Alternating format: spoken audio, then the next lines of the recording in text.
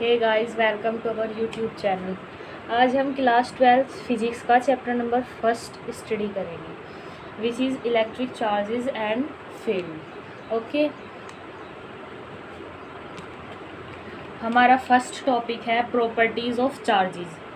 Okay, properties of charges में first topic आता है एडिटिविटी ऑफ चार्जेस। देखिए, हम इसके अंदर का मीनिंग समझते हैं।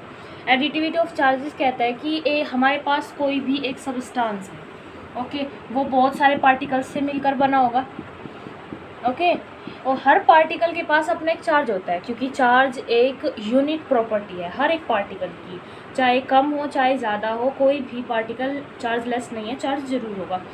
ठीक है, इस सब्सटेंस के पास जितने पार्टिकल्स हैं उन सभी पार्टिकल्स में अपना अपना अलग अलग चार्ज है। सपोज करो किसी के पास 1 माइक्रोकूलम है, किसी के पास 2 माइक्रोकूलम है, किसी के पास 3 माइक्रोकूलम है, एक्सेट्रा। ऐसे सबके पास अलग अलग चार्जेस हैं।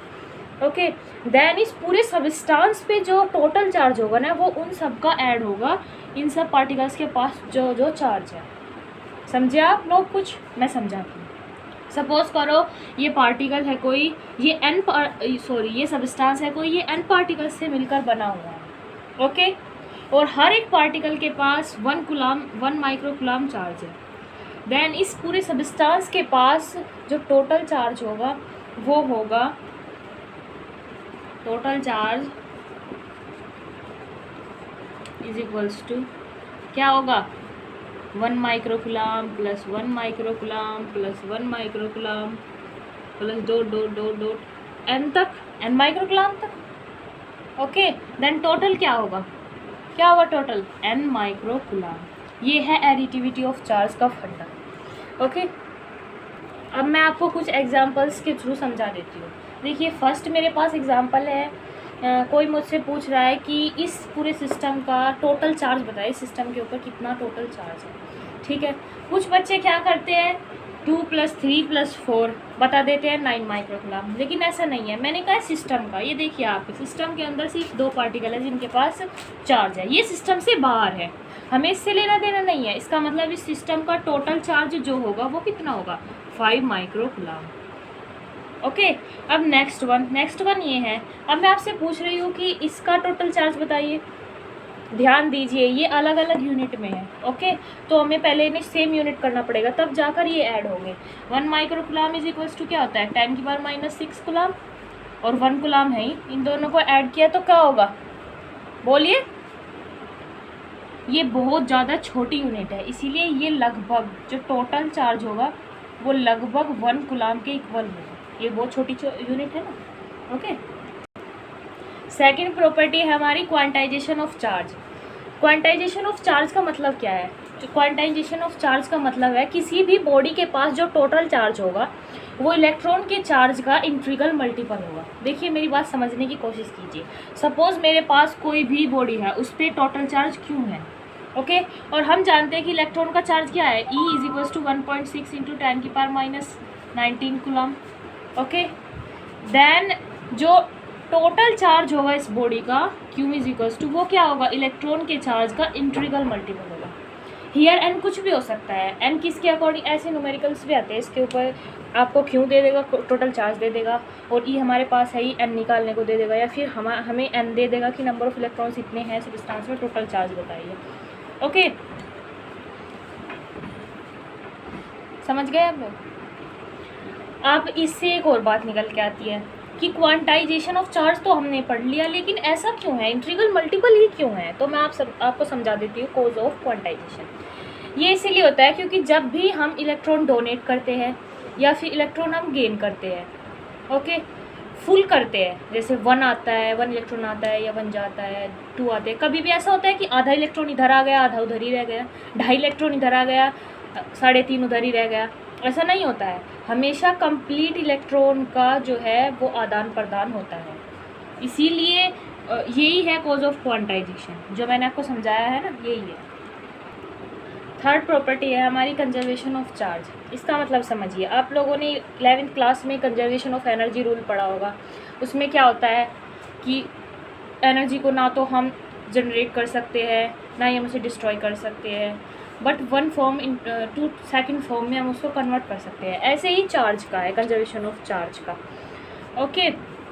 ये क्या है, किसी भी जो सिस्टम है, किसी भी आइसोलेटेड सिस्टम पे जितना भी चार्ज है वो चार्ज उसका कंजर्व रहेगा, जब तक रहेगा जब तक उसके पास हम कोई अलग से चार्ज नहीं लिया, अलग से बॉडी नहीं लिया। ओके भाई, इसने ये चार्ज इसे दे दिया या फिर इसने अपना कुछ चार्ज इसे दे दिया, तभी तो इनके चार्ज में कुछ डिफरेंस आएगा।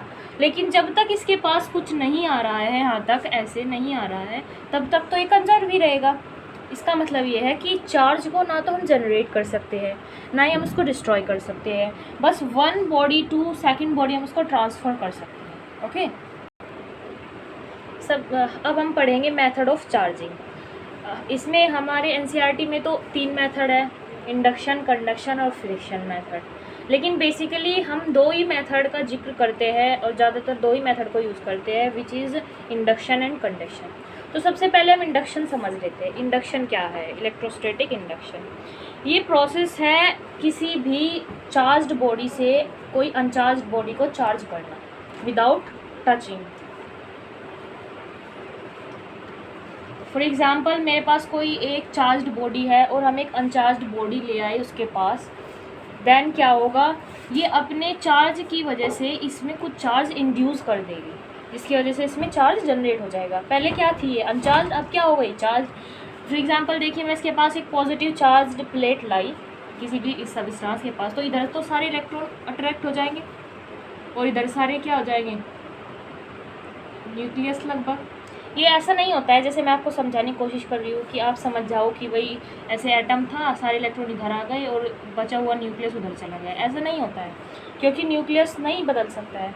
ये ऐसा होता है कि एक एटम है, उसके बीच में न्यूक्लियस है, ओके, और चारों तरफ इलेक्ट्रॉन इवोल्यूशन कर रहे हैं। तो कोई भी एक्सटर्नल इलेक्ट्रिक फील्ड अगर इसके पास आता है तो इलेक्ट्रॉन क्लाउड जो है वो ऑक्सीलेशन करते रहते हैं इसके चारों तरफ। तो कोई भी atom movement external electric field की वजह से इलेक्ट्रॉन क्लाउड, तो भाई वो तो इस चार्ज के ऊपर डिपेंड, अगर यहाँ पॉजिटिव है तो उधर आ जाता है और न्यूक्लियस थोड़ा सा उधर अट्रैक्ट हो जाता है। Okay, this is induction. अब हम कंडक्शन की बात करते हैं। कंडक्शन क्या है? देखिए, कंडक्शन है किसी भी अनचार्ज्ड बॉडी को चार्ज करना किसी भी दूसरी बॉडी से टच करके। फॉर एग्जांपल मेरे पास ये एक चार्ज बॉडी है, ओके, और ये एक अनचार्ज्ड बॉडी है, मुझे इसे चार्ज करना है। एक तो तरीका इंडक्शन का है, एक तरीका है कंडक्शन का। मैं इसके पास इसे टच कर दिया, इस बॉडी से इसको टच कर दिया, तो क्या होगा, ये अपने कुछ इलेक्ट्रॉन या तो इसे दे देगा या फिर अगर इसके पास इलेक्ट्रॉन ज़्यादा है ये इसे दे देगा, क्योंकि एनर्जी हमेशा कहाँ से फ्लो होती है, हाई से लो की तरफ। ओके, अगर इसके पास ज़्यादा है तो ये इसे दे देगा, अगर इसके पास ज़्यादा है इलेक्ट्रॉन से ये इसे दे देगा। तो क्या हो रहा है, इलेक्ट्रॉन का ट्रांसफ़र। इलेक्ट्रॉन का ट्रांसफ़र होते ही क्या हो जाएगा, चार्ज का ट्रांसफ़र, तो हो गई ना दोनों बॉडी चार्ज। ये है कंडक्शन। अब फ्रिक्शन मेथड। फ्रिक्शन तो वैसे ही आप एग्जांपल ले लीजिए। फॉर एग्जांपल जब हम कॉम्ब करते हैं अपने हेयर पे और फिर जो छोटे छोटे पेपर पीसीज होते हैं उससे अट्रैक्ट कर लेता है वो कॉम्ब, वो क्या है, वहाँ फ्रिक्शन है।